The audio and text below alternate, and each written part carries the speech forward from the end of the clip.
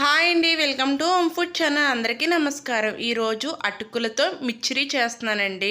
ఇప్పుడు ఎండాకాలం కదా, పిల్లలందరూ ఇంటికాడ ఉంటారా, అంత మనకి ఏదో ఒక స్నాక్ అడుగుతారు కదా, కొంచెం ఆయిల్తో సింపుల్గా చేసుకోవచ్చండి.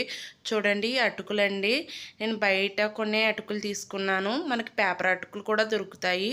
దీన్నే పోహా మిక్సర్ కూడా అంటారు. చూడండి, కొంచెం ఆయిల్ వేసుకుని అది అటుకులు అన్నది కొంచెం క్రిస్పీగా వేపుకోవాలండి. ఇందులో పసుపు వేసేసుకోండి. ఆ వేడిగా ఉండడంలోనే చూడండి ఎంత క్రిస్పీగా ఉన్నాయి కదా.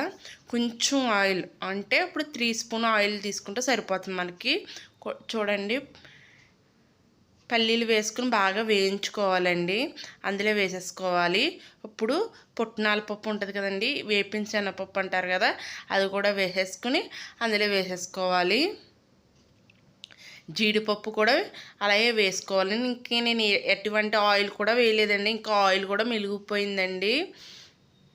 ఆయిల్ కూడా వేసేసుకుని ఇప్పుడు మనం కరివేపాకు కూడా వేసేసుకోవాలి. బాగా చిట్టుపట్లాడుతుంది చూడండి. బాగా వేయించేసుకుని అందులో తగినంత సాల్ట్, తగినంత కారం వేసుకుని బాగా కలుపుకొని, మీరు కూడా ఇలాగే చేసుకుంటారా లేదంటే ఇంకా ఏమైనా వెరైటీగా చేస్తారా అన్నది నా కామెంట్ సెక్షన్లో చెప్పండి. సింపుల్గా 5 మినిట్స్లో ఇది రెడీ అయిపోతుందండి. మీ పిల్లలు కూడా చాలా ఇష్టంగా తింటారు.